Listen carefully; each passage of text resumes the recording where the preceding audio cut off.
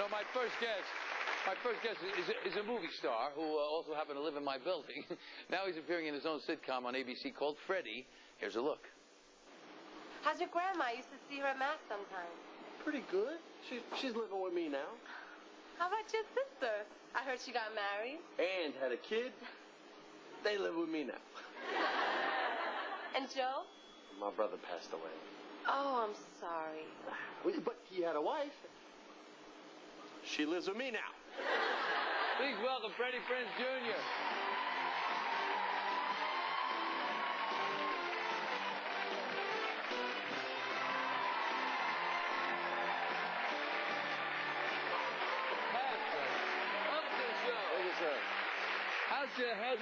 How's the wife? The wife's very good.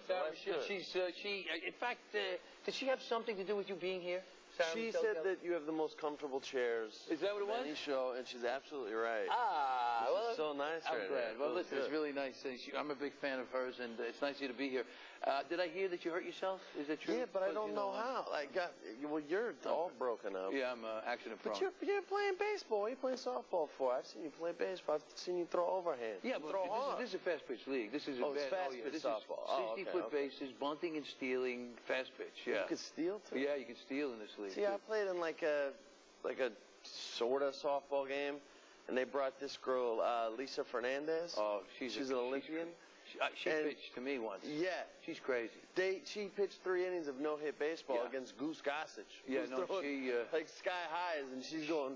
She did the, she's an Olympic, in a windmill, and she did the best sports show. I didn't say the whole title, best sports show, period. Yes, the best one. And Tom Arnold was on it, and we hit against her, and when the first thing she did was throw behind us to scare us, so that she's like a little bit of a nutty lady. Yeah, no, she's no joke. She scares me. Oh, so what happened to you? I slept. And apparently that's it. I woke up this morning and I felt like I was having a heart attack, like 2 o'clock in the morning. I was like checking my pulse, like watching the clock, and I'm real tired. And you wake up, you don't know where you are. So I'm like, well, do you count for 15 seconds or is that 15 beats? I don't know what's going on. And it hurts to like sit and it hurts to stand. And I took like a 2-hour shower and just like sat in the hot water and everything was hunched over. It's like right. You're too young for this to start happening. Once you turn 50, you start waking up with injuries. That happens. You go to bed, you're fine. You wake up, you got a broken leg. I don't know how it happened. That makes me feel much better. Yeah. Well, you're ahead of yourself. You're ahead of the curve. Yes, I'm far ahead of the curve. You slept wrong. That's right. Now, remember, we lived in the same building for a little while, right? Yeah. You were working on a movie. I was doing a movie here in New York City, and my wife had just done your show.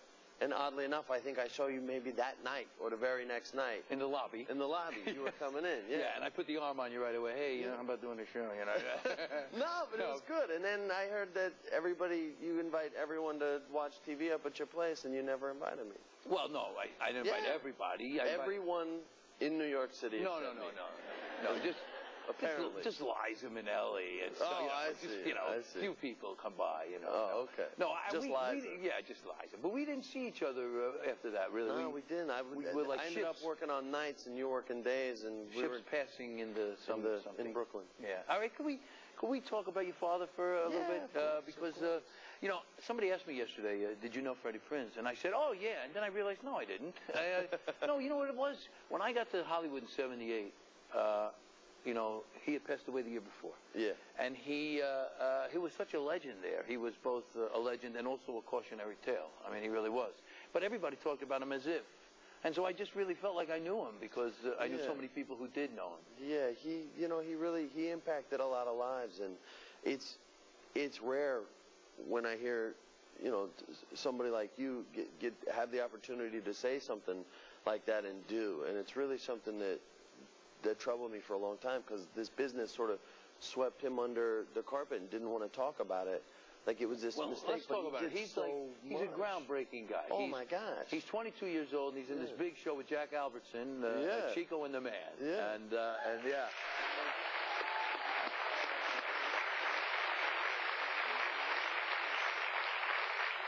And obviously, you couldn't have known him too much. No. 10 months old when 10 months old. Is that unbelievable? Yeah. So now, how do you... What do you think about that now? As you look at it, I know you must have, sort of studied him a little bit. Now, what do you come away with? It's why I do what I do, but every decision that I've ever made has been solely motivated by honoring his name, because I carry that name for, there are days where you like it and there's days where you don't. Mm-hmm. But it's my responsibility to make sure that our name, is able to carry pride, and that my family can look at me with the utmost respect and the utmost dignity, the way that I want my father looked at. And so that's what every role I've ever chose is literally to solely support that cause, and to finally get a chance to be in the format that he was in. Yeah, I was just going to say now, what does it feel like to be in a sitcom now? It's terrifying. It's literally like, it's the scariest thing to be in front of a live audience, and it's easy to make someone cry. Okay, I can make you cry like that, but it's real hard to make somebody laugh. Yeah. And I find it a very challenging thing to do every single week. But when you get it, it's such a rush, and you get so high off of it that it makes me feel as close as you can feel to someone you never knew. Oh, it's amazing. You know what I mean? But I try to sort of finish the dreams that he didn't get to, and they may not even be true, but it's what I've been told from people who knew him. Things that he wanted to accomplish, and so that's what I've tried to do for the last 11 years. Well, that's great, Fred. That's very good. That's wonderful. That's wonderful, because I had a father. My father died young, 62, but not 22. Too young still. And so that's too young too. But it was so important to me. I'm trying to figure out what it would have been like without him at all.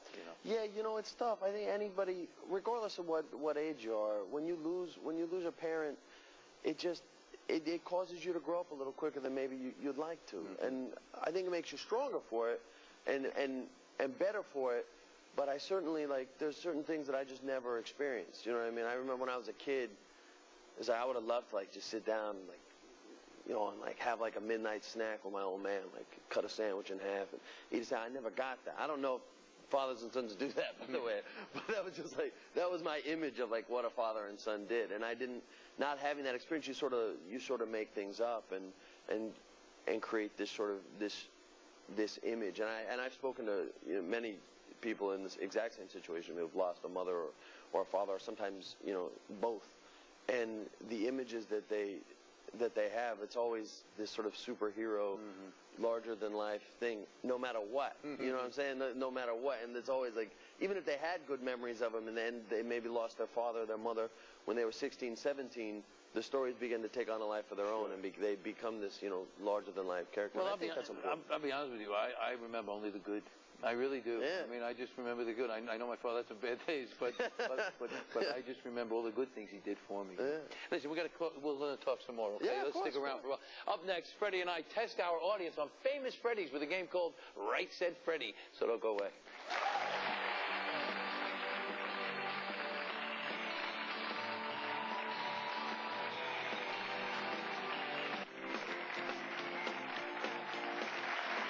We're back with Freddie Prinze Jr. and we want to play the game, Right Said Freddie. But before we do, I got so into talking to you, I wanted to talk just a little bit more.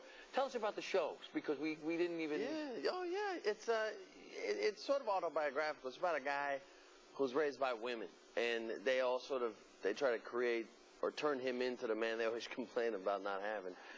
And so they eventually succeed, and he becomes a successful young bachelor, has a place and has it made. He's single, and then due to a tragedy in a family, all the women have to move back in, and it's with him. How many women? There's 4. And who are they? It's the grandmother, who is a Puerto Rican grandmother, and in the house she only speaks Spanish. Even though she can speak English. She can if she wants. She chooses not to. Okay. Because she's old world, so everything she says is in Spanish. We subtitle it. My sister and her daughter, so my niece, they both move in, and they're both 1,000 times smarter than my character is, not me. And then my sister-in-law, who has to move in, because it's my older brother who passes on. And she's just out of her mind insane. She's sort of the irreverent one. Is this a little autobiographical? A little bit. She's the only white girl in the family. So she doesn't understand what's going on when we get on the Spanish Catholic stuff, because she doesn't really get it. So it makes for a lot of humor in there. We deal with things that regular families deal with, but in our way. And then Brian Green plays my best friend who lives across the hall, and he's just hysterical, and his whole perspective on life is as backwards as you could get. When is it on? We're on 8:30s on Wednesday night, right before Lost. Okay. Right after I wish you a lot of luck with that. One other question. Before we go, one other question. You know, we talk about fatherhood so much. You any plans to be a father one of these days? Not today. Not today. But one day, yes. But one day, yes. I'm 29 and you know. You got time. I'm not rushing you. I'm not rushing you. I appreciate it. But I think you're going to be a great father. Thanks. All right, come on, let's go play this game. Come on. Come on over.